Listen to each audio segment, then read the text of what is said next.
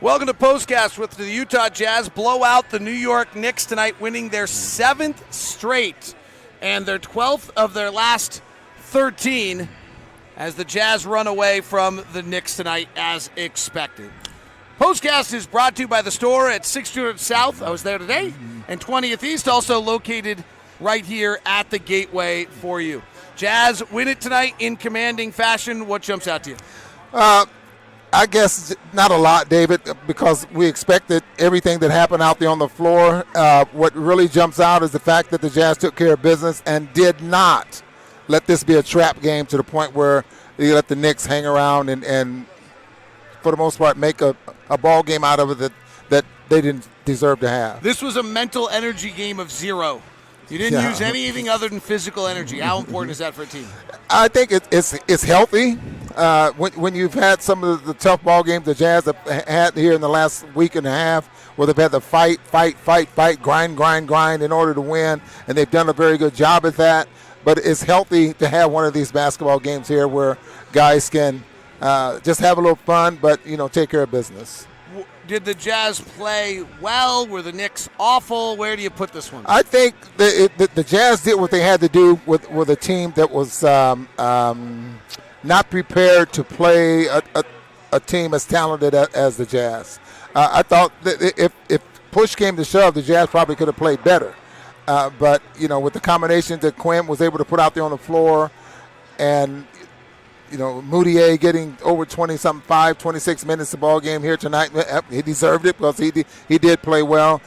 Quinn trying to lessen some of the minutes of Rudy and Donovan and those kind of guys, and put the pressure on some of the guys off the bench. So Manuel Mudiay was the story pregame because he was playing against his old team, and then he was as good as he's been all year. Mm-hmm. The 20 points are not where he was as good as that's not what we're talking about. It was his season high, but the rest of his game was equally as good as the 20 points. Yeah, you're absolutely right about that. And it's awfully good to point something like that out because a lot of people look at, oh, boy, he got 20 points. He played well. There's games where guys can get 20 points and just stink it up out there on the floor. But when you play well, that means you're making your teammates better. You're not turning the basketball over. And you're just making, good things happen out there on the floor. And if you're looking like you do often, the plus minus out there on the floor, if you're in that minus category and you get 20 points, what does that say? We are live for you on Postcast on Locked On Live on Periscope. Also Locked On Live on Twitch, on Facebook, and on YouTube, and Locked On Sports on Periscope and on Facebook. Thank you very much for tuning in. We greatly appreciate it. Dotson Gordon wants to know the minutes of the starters tonight. 26 for Bojan, 29 for Royce, 26 for Rudy, 26 for Joe, and 25 for Donovan. That matters. Yeah, it really matters. Quinn did a great job, a masterful job, I think, of getting everything he needed out of those players in a short period of time and giving other guys a chance to win. Jason Morford from Facebook, was that finally a low-stress game to call? Yes, it was. And the last few games have been Ron can attest to this. I think I was out before we took off after New Orleans, right? Yeah, you were. You put and for our listeners, listeners, David has these blinders, these things he puts over his eyes. Eye shades, is that what they're called? And he was gone. The whole trip. That was like a 3.5-hour flight. You were gone. You were tired. I was out. It was time to get that done. And I was glad because he didn't talk. I was asleep as well. Let's go to our YouTube account. Conley will not need any load management after sitting out this long. Hope he is learning something about how the Jazz play. We've kind of avoided the Mike Conley questions recently. Let's take one tonight just because there's not a lot to talk about this game.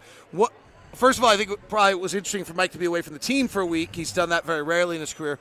What do you think this has done for Mike Conley from a viewing standpoint of what this team is? Well, I think, a player like him that's been around the league so long and he knows the game. He knows what the Jazz want right now. Sitting and watching this system, something that's a little bit different, it can only help him. But if you're not healthy enough to execute what the Jazz are doing out there on the floor, it doesn't help you. So getting healthy, how long is that going to take? It's really hard to say. I don't know. But they said rest is what you need, for something like that to heal. bunch of guys on Facebook are making fun of me for calling Mitchell Robinson Melvin Robinson. You did, do that once. Though Mitchell Robinson played a lot more like Melvin Robinson tonight than he did. Look it up on Wikipedia. Andy on Facebook says, how can a few moves make such a chemistry difference? We look like a new team. Well, they were key moves, and not just they were moves that made your team better.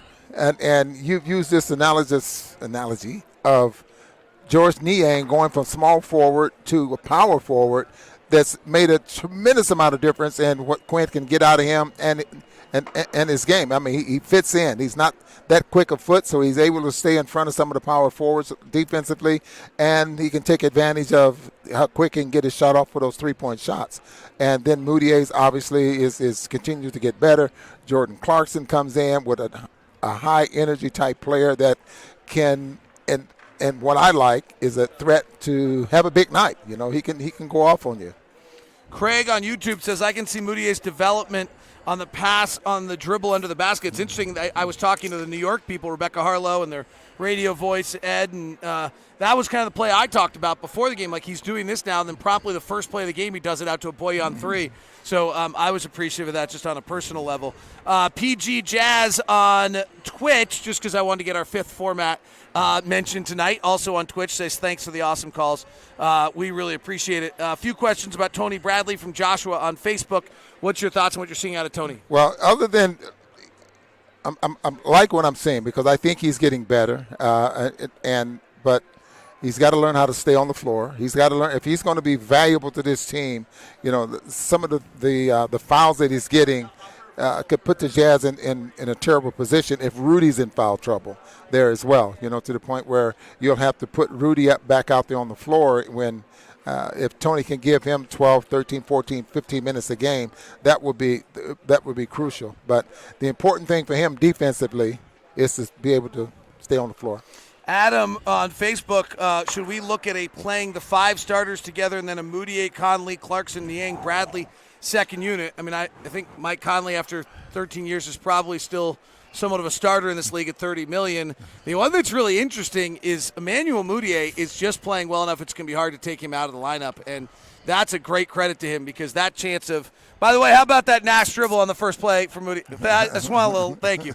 Sorry, that was the Knicks radio voice right there. I mean, Mudiay is really going to – Mudiay's the one that's making this tough on the coaching staff because the easy answer was you just take Mudiay's minutes away and put Conley in there with some other minutes diminishing and you move on. But Manuel Mudiay's playing well enough. That's a hard call.